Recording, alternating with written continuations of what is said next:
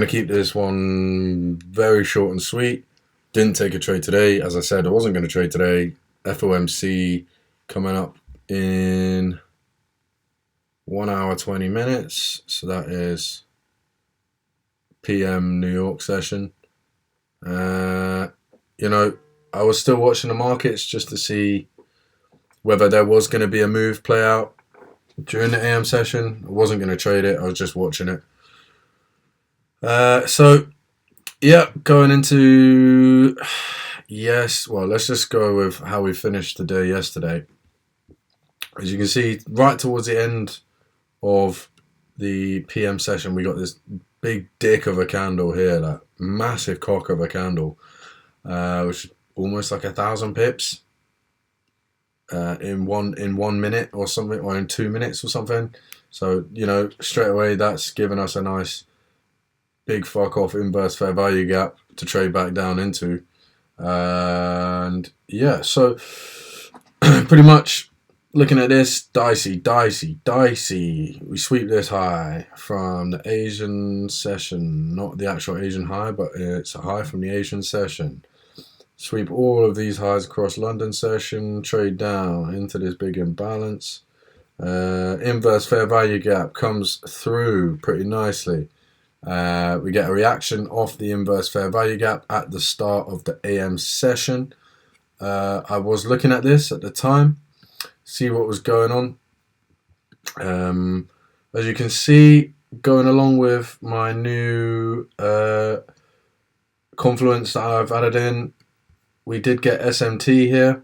So Nasdaq took the low formed at the start of the session. So if we just go into 1 minute, come on.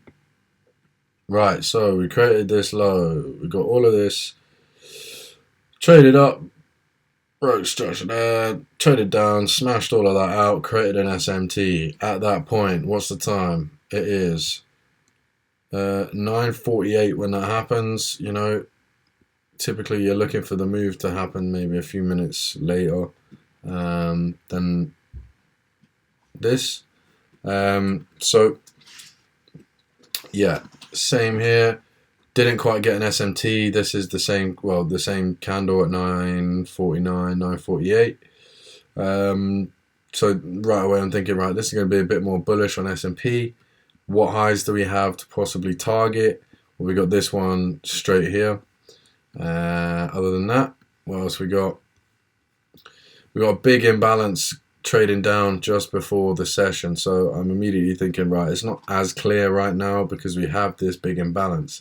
We also filled these here before that happened, and then from that point, price trades up a little bit. I think on the 3 minute we got a fair value gap. Yeah, so 954 to 957, create a fair value gap, trade back into that. If the setup was right, and everything looked a bit nicer on here, you could go long here. You could have gone long, but more likely on the Nasdaq you would have gone long. I'll go into that in a second. As you can see, price comes up, fills this imbalance. Doesn't really need to come any higher up here at this time. I was just keeping an eye out to see if, yesterday we came back up to daily open, but today looks more like a continuation. And yes, you can see that same fair value gap forms on the 3 minute on Nasdaq. We'll just mark that out. Drag that across. Lovely. Not very helpful that stop loss part of this long entry is the same color or similar color. But yeah, you can see the idea. We had a 1 minute fair value gap here, which is where price originally traded up to a reaction down and then the final push up just to take the high. Nothing too serious. Now, why wouldn't you take this trade? Well, one, because you got FOMC in the evening. Price is going to be a bit choppier and there's going to be some weird business going on before FOMC. 2, 1.62 risk to reward. not massively great for the position size that I'm looking at this time. Stop was fine with the stop.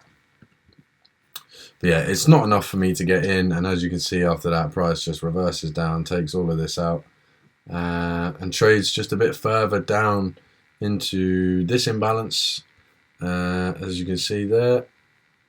Do we trade back into that hourly one? Oh yeah, cool. So we've actually come back into this one too. Let me just extend that across a little bit. Right, so you've actually tapped this hourly fair value gap again.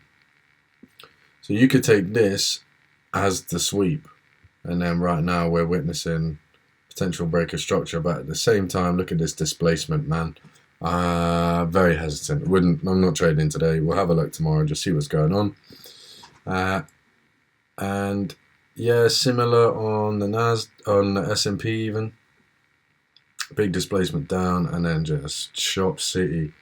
I wouldn't be surprised if we just sort of gradually trade up, and then yeah, we'll come back tomorrow, just see what happened after FOMC, and then see if there's any setups taking place.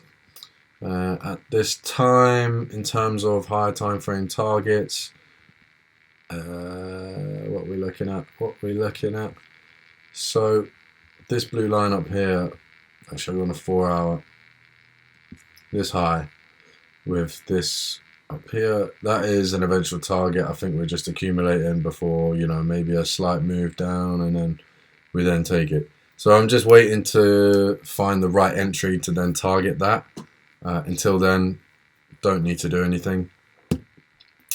And then Nasdaq actually took a higher time frame high here that I marked out, and well, it traded back up into all of this a couple of days ago last week even, it traded back into this.